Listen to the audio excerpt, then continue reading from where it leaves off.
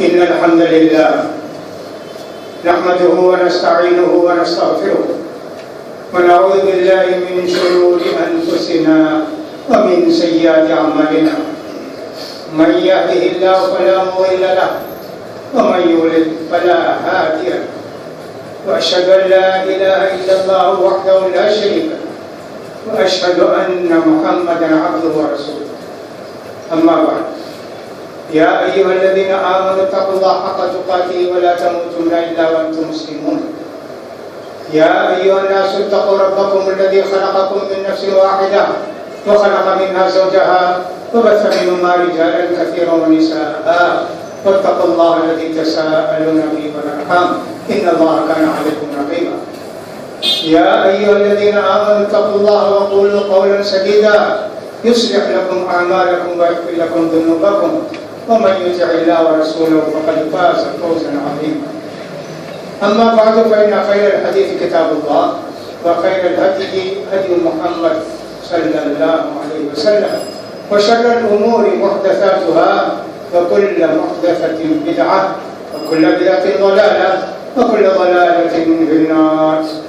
يقول سبحانه وتعالى في محكم تنزيله يا أيها الذين آمنوا خذوا زينتكم عند كل مسجد وكلوا واشربوا ولا تسرفوا إنه لا يحب المسرفين. ويقول الرسول صلى الله عليه وسلم كل ما شئت والبس ما شئت من غير سرف ولا مخيلة أو كما جاء في الحديث. برادران اسلام، خواتین ملت، خطبہ مسنونہ کے بعد میں نے سورہ اعراف کی 31ویں آیت 30 نمبر کی آیت تلاوت کی. اس آیت مبارکہ کے اندر اللہ تعالیٰ ارشاد فرماتے ہیں مومنوں زیب و زینت کے ساتھ آؤ جب بھی مسجد کو آؤ اور کھاؤ اور پیو لیکن اسراف نہ کرو. اللہ تعالیٰ اسراف کرنے والوں کو پسند نہیں کرتا. ایک حدیث بھی میں نے پڑھ کر سنائی.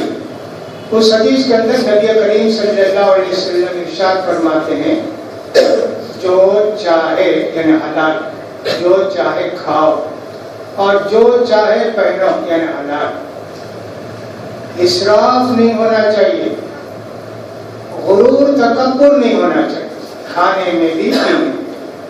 یہ دو باتیں اس حدیث کے اندر بتائی گئی. آیت کے اندر بھی دو باتیں ہیں، ایک ہے لباس اور ایک ہے کھانا پینا. ان دونوں میں اللہ تعالیٰ نے ہم کو اسراف سے منع کیا. جہاں تک لباس کا تعلق ہے، اسلام سے پہلے جو لوگ مکے کو آتے تھے طواف کرنے کے لیے وہ اپنے پرانے کپڑے سب اٹھا کے رکھ دیتے کہ یہ پرانے کپڑے ہیں، اس میں پتہ نہیں ہم نے کیا کیا گناہ کیا. ایسے کپڑے پہن کر اگر ہم طواف کریں گے اللہ کا کوئی عذاب آ جائے گا، اس لیے کپڑے نکال دیتے. قریش کے لوگ کپڑے رکھ کر اوپر بیٹھے رہتے، کوئی بھی آتی یا آتا اس کو کپڑا پہن دیتے. لوگ پہن کسی کو نہیں پسند کرتے کہ نہیں دیں گے تو ننگے ہی طواف کرتی، وہ آدمی ننگا ہی طواف کرتا. ایسی جاہلیت تھی. نہ سمجھ لو، بے سمجھ لوگ یہ سمجھتے تھے کہ کپڑے میں بھی گناہ ہوتا ہے، وہ کپڑے اگر پہن کر کریں گے طواف تو ہمارا طواف نہیں ہوگا.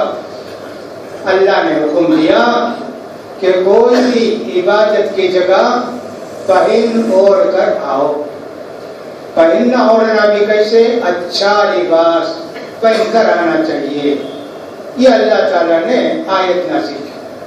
اور اللہ کے پیارے رسول صلی اللہ علیہ وسلم جب مکہ فتح کیا 8 ہجری میں اعلان کر دیا خبردار آئندہ سے کعبۃ اللہ کا طواف کوئی بھی ننگا ہو کر نہیں کرنا.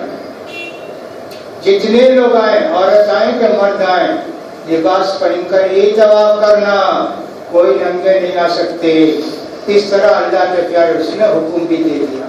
اب کوئی ننگا نہ طواف کرتا ہے نہ کرتی. یہاں اللہ نے فرمایا مسجد کو آؤ تو اچھا لباس پہن کر آؤ. زینت زیب و زینت، اچھا لباس، خوشنما لباس، صاف ستھرا لباس، اس کو ہم زینت کر سکتے ہیں۔ نمازی کے لیے ایک مرد ہے تو کپڑا ضروری کتنا ہے؟ گھٹنے سے لے کر کمر تک۔ اگر کوئی آدمی پہنا ہے کپڑا، دوسرا کپڑا نہیں ہے تو نماز جائز ہے، اور اگر کپڑا ہی نہیں ہے، ننگا بھی ہے تو اس کی نماز ہو جاتی ہے۔ لیکن کم سے کم کپڑا حیثیت والے کے لیے، جس کے پاس کپڑے ہیں اس کے لیے ناف سے لے کے گھٹنے تک اور دونوں کندھے چھپنا چاہیے۔ کوئی کپڑا پہن لیا، کوئی کپڑے کا ٹکڑا اوڑھ لیا، جیسے کہ احرام کی حالت میں اوڑھتے ہیں، یہ نماز مرد کے لیے اتنا کپڑا ہونا چاہیے۔ لیکن مسجد کو جب بھی آتا ہے انسان، ذرا اچھا لباس پہن کے آئے، ایسا لباس کہ جس کے اندر بھڑکیلا پڑنا ہو، رنگین لباس، پھولوں والا ڈریس، تصویروں والا ڈریس، یہ زیب و زینت نہیں۔ زیب و زینت کا مطلب یہ ہے کہ صاحب شریعت نے جو لباس بتایا ہے وہ لباس پہن کے آنا چاہیے۔ سارے نمازوں میں لباس کا خیال کرنا چاہیے آدمی۔ کسی کے پاس جاتا ہے دفتر میں، کسی بڑے آدمی کے پاس، تو لباس اچھا پہن کے جاتا ہے۔ تو یہاں تو اللہ کے سامنے کھڑے ہونے کے لیے آتے ہیں تو لباس ہمارا اچھا ہونا چاہیے۔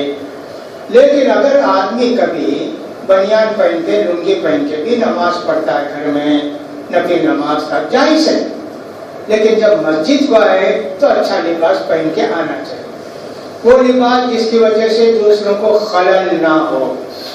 اس کے رنگین لباس سے لوگوں کو خلل ہوتا ہے، بہت بری بات ہے۔ اس کے لباس میں کچھ لکھا ہوتا ہے، ایڈورٹائزمنٹ وغیرہ، بری بات ہے۔ یہ زیب و زینت ہے، دوسروں کو خلل نہ ہو۔ نبی کریم صلی اللہ علیہ وسلم ایک مرتبہ نماز پڑھی، آپ کو ایک آدمی نے تحفے میں ایک کرتا دیا تھا، قمیض دی تھی، وہ ذرا پھول وغیرہ شاید اس میں تھے، نقش و نگار تھے، حدیث میں ایسا آتا ہے۔ اللہ کے پیارے رسول صلی اللہ علیہ وسلم نے پہن کر نماز پڑھے۔ نماز پڑھتے وقت آپ کی نگاہ ذرا لباس پر چلے گئی، پھول بوٹا وغیرہ۔ جو ہی آپ نے نماز ختم کی، نفل نماز نا گھر میں پڑھتے نا، فوراً نکالا قمیص کو، کہا لے جاؤ اس کو واپس کرو، ان سے بولو سادہ اگر قمیص ہے تو مجھے دو، یہ بیل بوٹے والے قمیص مجھے نہیں چاہیے۔ اسی طرح یوں بھی معلوم ہوتا ہے کہ اللہ کے پیارے رسول صلی اللہ علیہ وسلم نماز پڑھ رہے تھے گھر میں، حضرت عائشہ نے کوئی پردہ لگا کے رکھا تھا نقش و نگار کا۔ اللہ کے رسول صلی اللہ علیہ وسلم نے نماز ختم کر کے کہا، عائشہ یہ پردہ ہٹاؤ، اس کے نقش و نگاہ میری نگاہوں کے سامنے آتے تھے۔ جب ایسی بات ہے تو مسجد میں آتے وقت آدمی ایسا لباس پہن کر آئے جس کی وجہ سے دوسروں کو خلل نہ ہو۔ بھڑکیلے لباس، پھول والے یا اشتہار والے لباس پہن کر نہ آئے۔ بعض لوگ جو پتلون پہنتے ہیں اور قمیص پہنتے ہیں، قمیص کا مطلب ہوتا ہے جیسے ٹی شرٹ کس کو ہوتا ہے نا کہ صاحب کمر تک کا بلوز، مردوں کا بلوز، بہت بری چیز ہے۔ جب وہ سجدے میں جاتے ہیں پورا کھلا رہتا ہے پیچھے کا گندا حصہ، کسی کے نگاہ پڑتی ہے تو کتنی تکلیف ہوتی ہے، خیال نہیں کرتا آدمی۔ وہی چھوٹی قمیص پہن کے چلے آتا ہے نماز کے لیے، کبھی دیکھنا چاہیے کہ سامنے ٹھیک ہے کیا۔ ویسے بھی پاجامہ ہو کہ صاحب پتلون ہو، ایسا نہیں پہننا چاہیے کہ صاحب پیچھے سے نمازی دیکھے تو آپ کا سب اندر کا حصہ پاجامہ سے یا پتلون سے یا لنگی سے نظر آئے، ایسا نہیں ہونا چاہیے۔ بہت باری لنگی پہن کے آئے، صاحب وہی چھوٹی سی قمیص پہن کے آئے، چڈی پہن کے آئے، کتنا برا لگتا ہے۔ پیچھے سے کوئی دیکھتا سفید، سب معلوم ہوتا ہے، صرف ایک کپڑا ہے اتنا ہے، اس کا رنگ نہیں معلوم ہوتا چمڑے کا، باقی سب تو نظر آتا ہے نا۔ شفاف لباس بھی پہن کے کوئی مرد مسجد میں آتا ہے تو اس کی وجہ سے بھی دوسروں کی نماز کو خلل ہوتا ہے۔ جمعے کے دن خاص طور پر اچھا لباس پہننے کی تاکید بھی آئی ہے، یا یوں سمجھیے کہ اجازت ہے یا ترغیب ہے، جمعے کے دن اچھے سے اچھا پہننا چاہیے۔ حضرت عمر بن خطاب رضی اللہ تعالیٰ نے ایک مرتبہ دیکھا کہ مارکیٹ میں یہ قسم کا ریشم کا کپڑا بک رہا، اس کا سمجھے کہ کرتا، یوں سمجھے جبہ جس کو بولتے وہ بک رہا ہے. حضرت عمر رضی اللہ تعالیٰ کے دل میں آیا اگر میں یہ خرید لوں اللہ کے رسول کے لیے، یہ اللہ کے رسول یہ خرید لیں تو کتنا اچھا ہوگا. جمعے کے دن، عید کے دن لوگوں سے ملنے کے لیے اللہ کے رسول پہن سکتے ہیں نا اس کو. آگے کا اللہ کے رسول مارکیٹ میں، بازار میں بہترین کرتا بک رہا ہے، وہ ریشم کا ہے. آپ اگر خریدیے تو جمعے کے واسطے، عید کے واسطے، لوگوں سے ملنے کے واسطے پہن سکتے ہیں.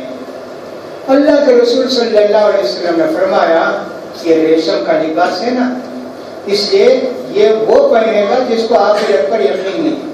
میرے مسلمان نہیں پہن سکتا، میں بھی یہ نہیں پہن سکتا ریشم کا ہونے کی وجہ سے. لیکن جو حضرت عمر نے کہا یہ جو آپ جمعے کے لیے پہنیے، عید کے لیے پہنیے، تو اللہ کے رسول نے منع نہیں کیا. نہیں جی جمعے کے دن خاص ڈریس نہیں ہوتا، عید کے واسطے خاص ڈریس نہیں ہوتا، لوگوں سے ملنے کے واسطے خاص ڈریس نہیں ہوتا، ایسا نہیں بولے نا. اس کا مطلب یہ کہ عید ہو یا جمعہ ہو یا اسی طرح لوگوں سے، بڑے لوگوں سے ملنا ہو، اچھا لباس پہن کے آدمی ملے. اس کی شریعت میں گویا اجازت ہے اور ایک طرح سے آپ کو ترغیب دلائی گئی ہے. ہمارا معمول یہ ہے کہ صاحب جمعے کے دن پہن کے آتے ہیں، ماشاءاللہ اچھا پہن کے آتے ہیں، خوشبو بھی لگا کے آتے ہیں، مسواک بھی کر کے آتے ہیں، اور جو لوگ گھر سے وضو بنا کے آتے ہیں بے حساب ثواب کماتے ہیں، عطر بھی لگا کے آتے ہیں. حدیث سے تو معلوم ہوتا ہے کہ جمعے کے دن عطر بھی لگانا چاہیے، خوشبو بھی لگانا چاہیے. یہاں تک کہ اگر آدمی کے پاس عطر اس کا نہیں ہے، اس کی بیوی کا عطر ہے، کہا اللہ کے پیارے رسول نے اگر اس کے پاس عطر نہیں ہے تو بیوی کا عطر لگا کے آئے.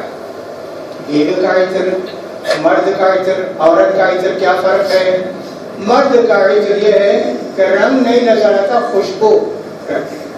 عورت جو لگاتی ہے عطر اس میں رنگ ہوتا ہے، خوشبو بہت معمولی ہوتی ہے، گھر میں استعمال کرتے ہیں. لیکن جمعے کے دن جو عورتیں آئیں گی جمعے کے لیے، ان کے لیے عطر لگانا، اپنا عطر ہو، دوسرا عطر ہو، خوشبو ہو، یہ سب چیزوں کے لیے منع ہے. صاف ستھرا لباس پہن کر آئیں گی لیکن دوسرے قسم کے خوشبو کی چیزیں استعمال کر کے نہیں آنا چاہیے. نبی کریم صلی اللہ علیہ وسلم نے فرمایا جو عورت کے عشاء کی نماز پڑھنا چاہتی ہے، دن میں اگر خوشبو لگانی ہے تو نہا دھو کے مسجد کو آئے، وہ خوشبو ختم ہو جائے. یہاں تک تاکید کی اللہ کے پیارے رسول نے. تو مردوں کے لیے حکم ہے مسواک بھی کر کے آئیں، اچھے کپڑے بھی پہن کے آئیں، خوشبو بھی لگا کے آئیں. یہ سب مردوں کے لیے ہے. عورتوں کے لیے خوشبو لگا کر آنا عید کے دن منع ہے. بہت سے لوگ ایسا کرتے ہیں کہ صاحب شادی کے لیے اچھے لباس سنا، کہ صاحب سالے کی شادی ہے، سالی کی شادی ہے، دوست کی شادی ہے، فلاں کے لیے اچھا لباس سلا لیتے. جمعہ آیا وہی پرانا پھٹا کچھ بھی پہن کر آئیں گے، لیکن وہ قمیص یا وہ پتلون، وہ لنگی اٹھا کے رکھیں گے شادی کے. کتنا الٹا کام کر رہے ہیں ہم لوگ. یہ مسلمان تو یہ ہر چھوٹی بڑی بات میں شریعت کا خیال کرتا ہے، پر شادی میں جانا اس کے لیے میں دلہا تھوڑی ہوں کہ اچھا پہن کے جانا ہے. دلہن اچھا پہنے گی، دلہا پہن لیا ٹھیک ہے. میں ایک آدمی ہوں، مسجد میں جاتا ہوں اسی لباس میں، شادی کے لیے الگ سے لباس ہونا کیا؟ ایسے کہاں ہے؟ ایسے نہیں سوچنا چاہیے کہ شادی کے لیے رکھیں، جمعے کے لیے کوئی بات نہیں. جمعے کے دن جمعہ ہے اور اتوار کے دن شادی ہے، تو اتوار کا لباس جو قیمتی ہوگا اٹھا کے رکھے ہوں گے، یہاں وہ پہن کر نہیں آئیں گے. حالانکہ جمعے کے دن آدمی اچھا لباس پہن کے آتا ہے، عید کے دن اللہ کو بتانے کے لیے، اللہ کی نعمت کا شکر ادا کرنے کے لیے اچھا لباس پہن کے آتا ہے. اس لیے انسان کو چاہیے کہ صاحب لباس کا خیال کرے. میں نے کہا اچھا لباس پہنو، اللہ تعالیٰ نے زینتکم کہا، لیکن اس کا یہ بھی مطلب نہیں ہے کہ صاحب معمولی کپڑے ہیں وہ پہن کر مت آؤ، ایسا نہیں ہے. میں نے کہا یہ بہتر ہے، اچھا ہے کہ آدمی جب بھی نماز کو آئے تو اچھا لباس پہن کے آئے. جیسے اللہ کے پیارے رسول صلی اللہ علیہ وسلم نے فرمایا کیا تم نے کہا کوئی آدمی نماز کے لیے الگ ڈریس نہیں رکھ سکتا ہے؟ وہ کیسے؟ جیسے گوشت کے بیپاری ہیں، ترکاری کے بیپاری ہیں، مرچ مسالے کی دکان کے بیپاری ہیں، جو کپڑا وہ پہنے رکھتے ہیں، اب اس میں طرح کی سمجھیے کہ مہک آتی ہے، کبھی مسالے کی، کبھی کسی اور چیز کی، کبھی گوشت کی، وہ رکھ کر دوسرا لباس پہنتے ہیں، صاف ستھرا ہو کر آئے. یہ ہونا چاہیے تاکہ کسی بھی طرح کی مہک نہ آئے، کسی بھی طرح کی بو آ کر لوگوں کو تکلیف نہ ہو.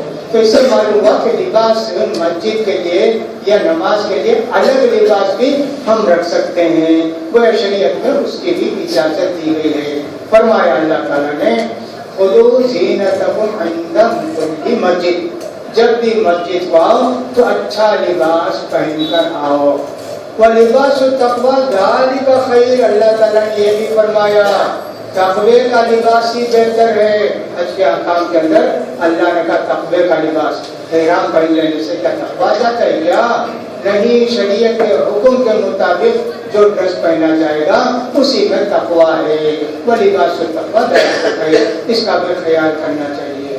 تو لباس کے سلسلے میں اللہ کے پیارے رسول صلی اللہ علیہ وسلم نے مردوں کے لیے بھی عورتوں کے لیے بھی بہت ساری باتیں بتائی ہیں. ہمارے یہاں جو پریشانیاں ہوتی ہیں انفرادی طور پر پرسنل کسی کو پریشانی ہوتی ہے، کبھی گھر میں پریشانی ہوتی ہے، کبھی خاندان میں پریشانی ہوتی ہے، کبھی محلے میں پریشانی ہوتی ہے، کبھی بستی میں، کبھی ملک میں پریشانیاں، مصیبتیں، بلائیں آتی رہتی. ان کا سبب اللہ نے لکھا ہے، کچھ مصیبتیں آتی ہیں ہوتا ہے، لیکن بہت ساری مصیبتوں کا سبب ہمارے گناہ ہیں. ہم جو غلطی کرتے ہیں، ہم جو گناہ کرتے ہیں، اس کی وجہ سے دنیا میں ہم کو بہت ساری پریشانیاں ہوتی ہیں. اس لیے آدمی کو چاہیے کہ حرام چیزوں سے بچنے کی کوشش کرے. اب حرام چیز لباس میں کیا ہو سکتی ہے؟ لباس میں یہ کہ مردوں کو منع کیا گیا کہ ریشم کا لباس نہ پہنے، نہیں پہننا چاہیے، حرام ہے. صرف ایک صورت میں اللہ کے پیارے رسول صلی اللہ علیہ وسلم نے اجازت دی. یہ چیز ہوتی ہے خارش، پھوڑے نکل آتے ہیں بدن میں، اس میں وہ روئی کا لباس، اون کا لباس رہے چپک جاتا، وہ کپڑا نکالتے اسے کھبری نکل جاتی، بہت کھجلی، بہت تکلیف ہوتی ہے. ویسے موقع پر اللہ کے پیارے رسول صلی اللہ علیہ وسلم نے ریشم کا لباس پہننے کی اجازت دی. اس بیماری میں بس، دوسری کسی بیماری میں پہننے کی اجازت نہیں ہے، دوسرے کسی کام کے لیے پہننے کی اجازت نہیں ہے. لہذا لباس میں بھی آتا ہے. لباس میں ایک چیز آتی ہے انگوٹھی، سونے کی انگوٹھی پہننا انسان کے لیے، مرد کے لیے جائز نہیں ہے، حرام ہے. لہذا اس کا بھی خیال کرنا چاہیے. بہت سارے لوگ جو لنگی یا پاجامہ یا پتلون پہنتے ہیں، ٹخنے سے نیچے پہنتے ہیں، یہ بھی مردوں کے لیے حرام ہے، جائز نہیں ہے. کتنے لوگ ایسے ہیں اس کا خیال نہیں کرتے. خیال کیا کرتے ہیں؟ نماز میں جب آتے ہیں تو ذرا سا موڑ لیتے ہیں، فولڈ کر لیتے ہیں اور سمجھ جاتے ہیں کہ سب ہو گیا. نماز کے واسطے فولڈ کرنا ہے، باقی ٹائم میں نہیں. یہ غلط ہے نا. بعض حدیث میں آیا کہ جو آدمی کے ٹخنے سے نیچے لباس گرا کے نماز پڑھتا ہے اس کی نماز قبول نہیں ہوتی ہے. لیکن صحیح حدیثوں کے اندر یہ کہا گیا کہ ما اسفل من الکعبین فہو فی النار، جو بھی کپڑا اتنا نیچے تک پہنا جائے کہ ٹخنے سے نیچے اتر جائے تو ٹخنے سے نیچے والا حصہ جہنم کو جائے. حضرت ابو بکر صدیق رضی اللہ تعالیٰ عنہ کی کمر میں وہ پکڑ، جس کو بولتے ہیں نا، پکڑ نہیں تھی، سیدھی کمر تھی. وہ پہنتے تو لنگی نکل کے نیچے آ جاتی. کبھی کبھی ان کا جو ہے وہ ازار بند لنگی نیچے آ جاتی. جب اللہ کے پیارے رسول صلی اللہ علیہ وسلم سنایا تو حضرت ابو بکر نے کہا اللہ کے رسول میں پہنتا ہوں لیکن کیا کروں، یہ ازار بند نیچے آ جاتا ہے. کہا کہ صاحب تم ان میں سے نہیں. دوسری حدیث میں یوں آیا جو آدمی کے تکبر سے اپنے لباس کو نیچے گراتا ہے وہ جہنم میں جائے گا. اب بولے گا صاحب اس حدیث میں تکبر سے، ہم تو تکبر سے نہیں کرتے نا، ہم تو تکبر سے نہیں کرتے ہیں. نیچے لیڑانا خود تکبر ہے. یہ نہیں سمجھنا کہ تکبر سے نیچے لیڑانے کے لیے حدیث ہے. نہیں، ہم تو یہ کرتے ہیں کہ قمیص ہو یا پاجامہ ہو اتنا لمبا پہننا کہ نیچے لیڑے، وہ خود غرور اور تکبر ہے.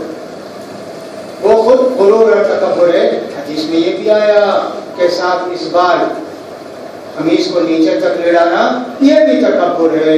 لہذا خوش فہمی میں نہیں ہونا چاہیے. حدیث میں تو تکبر سمجھتے، تکبر سے نہیں کرتے.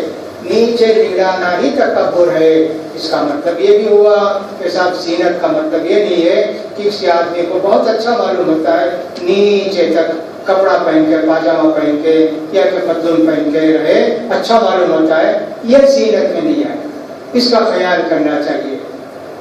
اسی طرح آستین ہے. آستین کے لیے بھی حکم یہی ہے کہ پہنچے تو ختم ہو جانا چاہیے. ہاتھ واتھ بھی چھٹ جائے وہ مرد کے لیے جائز نہیں. ہاں عورت کے لیے جائز ہے کہ صاحب لمبی آستین والے قمیص سے ہاتھ بھی چھٹ جائے اس کے لیے ٹھیک ہے، پاؤں بھی چھٹ جائے اس کے لیے ٹھیک ہے. مرد کے لیے لباس میں یہ ساری چیزیں تکبر میں آئیں گی اور لہٰذا زینت میں نہیں آئیں گی. خوبصورتی کا مطلب میں نے بتا دیا کہ ایسا لباس جو صاف ستھرا ہو، وہ لباس، ایسا لباس جو دوسروں کی نماز میں خلل نہ ڈالے، ایسا لباس انسان کو پہننا چاہیے. خذوا زینتکم عند کل مسجد وکلوا واشربوا، اور کھاؤ اور پیو، ولا تسرفوا، اسراف نہ کرو، انہ لا یحب المسرفین، اللہ تعالیٰ اسراف کرنے والوں کو پسند نہیں کرتا ہے.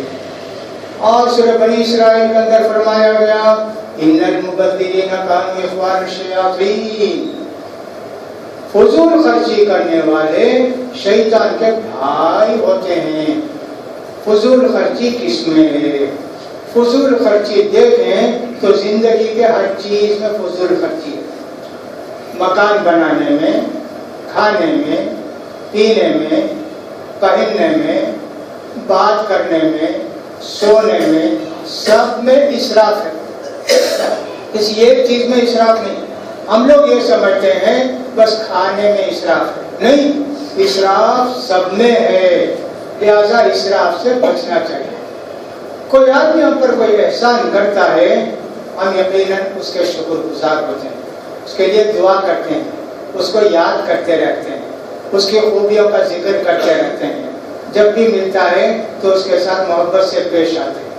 دنیا میں کوئی ایک مرتبہ ہمارے پاس احسان کر دیا، ہم اس کے شکر گزار ہو جاتے ہیں. اللہ نے کتنا بڑا احسان کیا، ہم کو پیدا کیا، دیکھنے کے لیے آنکھیں دی، سننے کے لیے کان دیے، بولنے کے لیے زبان دی، سمجھنے کے لیے، فکر کرنے کے لیے دماغ اور دل دیا، پکڑنے چلنے کے لیے ہاتھ پاؤں دیے. کتنی نعمتیں اللہ کی ہمارے اوپر ہیں. تو اللہ کا شکر ادا کرنا چاہیے.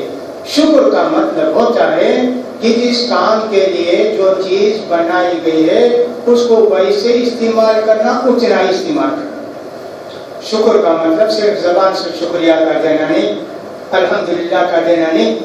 جو چیز جس کام کے لیے بنائی گئی ہے اس کو ویسے ہی استعمال کرنا اور اسی کام کے لیے استعمال کرنا شکر ہے.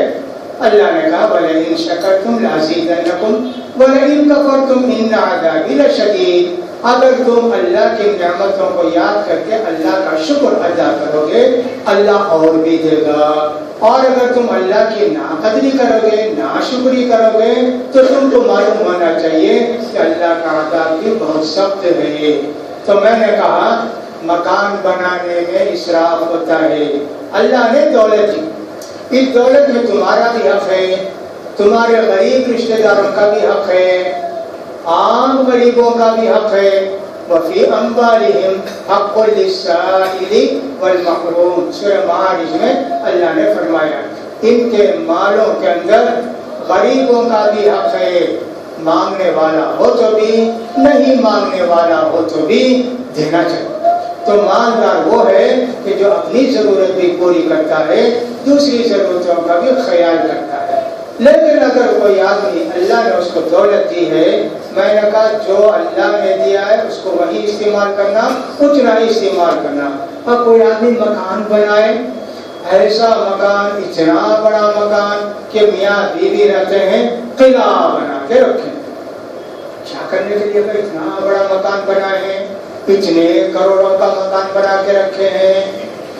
اسراف نہیں ہے کیا؟ یہ نہیں سمجھنا چاہیے انسان کو بھائی میں حلال کمائی سے پیسے کمایا، میرے آرام کے لیے میں نے مکان بنایا ہے، اس میں کیا حرج ہے؟ یہ نہیں کرنا چاہیے. مال یقیناً تم نے کمایا لیکن وہ مال اللہ کا ہے. اللہ نے کبھی مال کو اپنا مال کہا، کبھی یہ کہا کہ تمہارے مال میں اسراف نہ کرو، تمہارے مال میں غریبوں کا ہے. مال اللہ کا دیا ہوا ہے، وہ ہمارے اختیار میں ہے یا ہماری حفاظت کسٹڈی میں، لیکن مال اللہ ہی کا. کوئی بڑا مکان بناتا ہے کہ سب میاں بیوی رہیں، ایک دو بچے رہیں، 10 کمرے 20 کمرے، اتنا بڑا ہال، اتنی بڑی نہانے کی جگہ، اتنا بڑا کمرہ. اسراف نہیں ہے کیا؟ فضول خرچی نہیں ہے کیا؟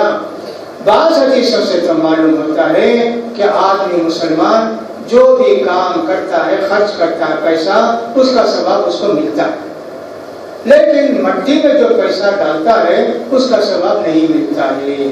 ضرورت کے لیے مکان بنایا، اللہ کے پیارے رسول بھی تو مکان بنائے، اپنی 10 بیویاں تھی تو 10 مکان بنائے. مکان کیا تھا؟ وہ ایک کمرہ تھا سمجھیے، جو مسجد کا ہمارا اندر کا حصہ ہے. میں سمجھتا ہوں ایسے حصے میں 3 مکان رہے ہوں گے اللہ کے پیارے رسول کی بیویوں.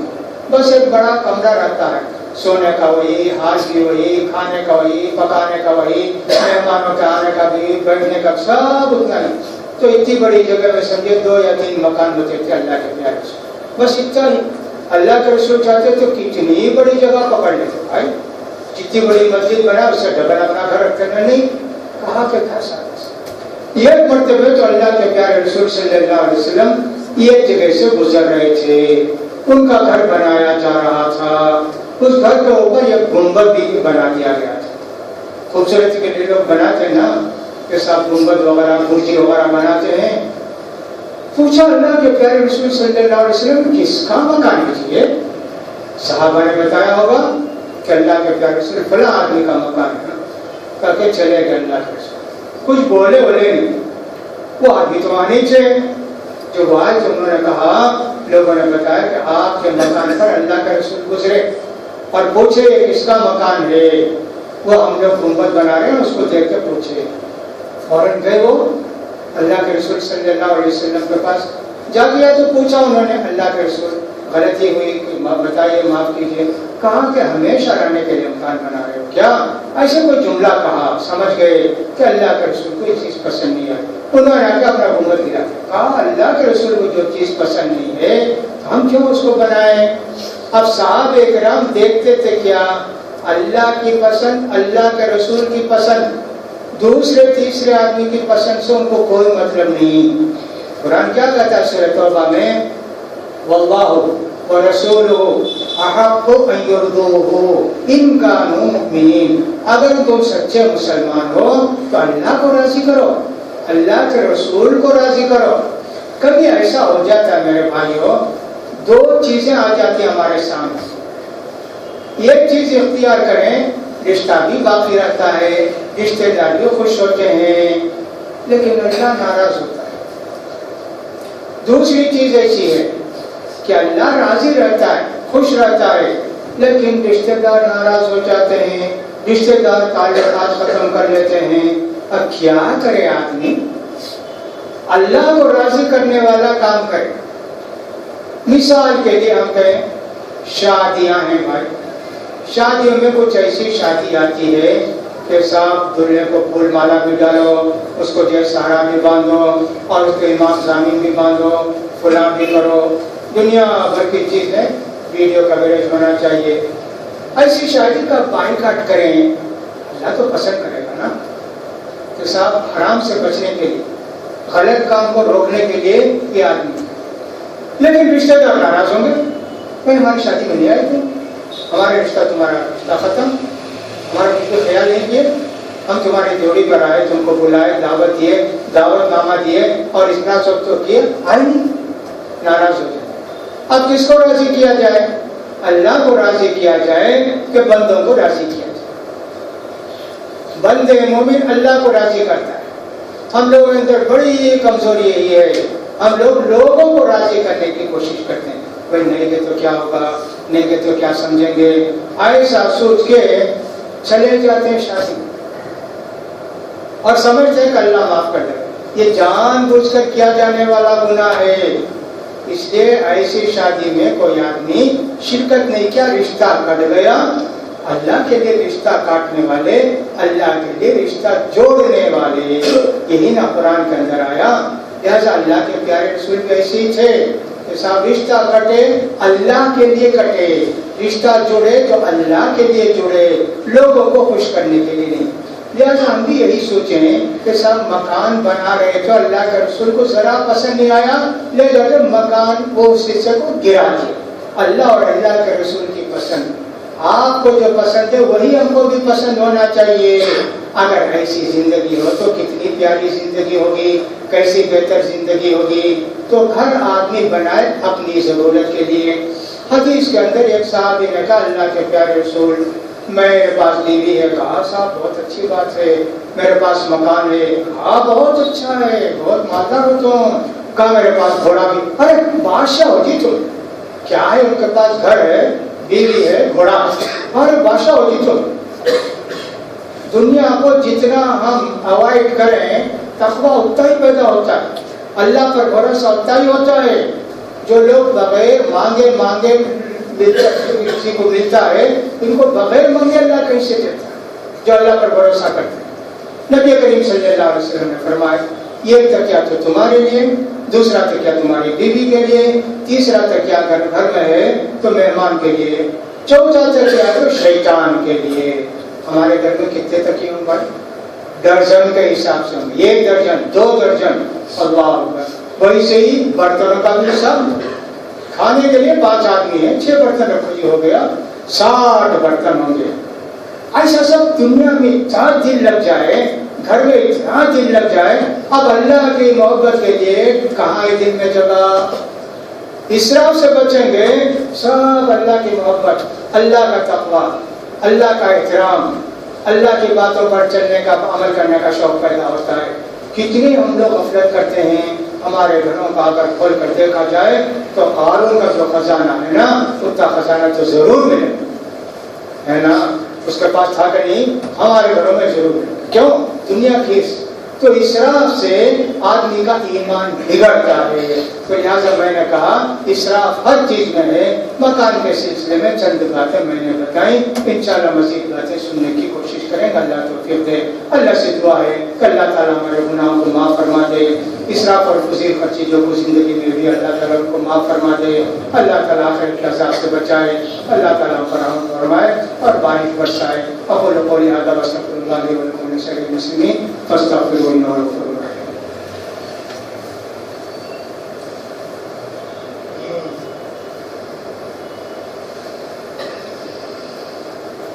الحمد لله الأحد الصمد الذي لم يلد ولم يولد ولم يكن له كفوا أحد۔ اللهم صل على محمد وعلى آل محمد كما صليت على إبراهيم وعلى آل إبراهيم إنك حميد مجيد۔ اللهم بارك على محمد وعلى آل محمد كما باركت على إبراهيم وعلى آل إبراهيم إنك حميد مجيد۔ ربنا آتنا في الدنيا حسنة وفي الآخرة حسنة وقنا عذاب النار۔ ربنا اغفر لنا ولإخواننا الذين سبقونا بالإيمان ولا تجعل في قلوبنا غلا للذين آمنوا ربنا إنك رؤوف رحيم۔ اللهم انصر الإسلام والمسلمين واخذل الكفرة واليهود والنصارى والمشركين۔ اللهم انصر من نصر دين محمد صلى الله عليه وسلم واجعلنا منهم، واخذل من خذل دين محمد صلى الله عليه وسلم ولا تجعلنا منهم۔ اللهم اسقنا، اللهم اغثنا، اللهم اسقنا غيثا مغيثا مريئا مريعا عاجلا غير آجل نافعا غير ضار۔ اللهم اسق عبادك وبهيمتك وانشر رحمتك واحيي بلدك الميت۔ عباد الله رحمني ورحمكم الله، إن الله يأمر بالعدل والإحسان وإيتاء ذي القربى وينهى عن الفحشاء والمنكر والبغي يعظكم لعلكم تذكرون۔ اذكروا الله يذكركم وادعوه يستجب لكم ولذكر الله تعالى أعلى وأولى وجل وعظيم كما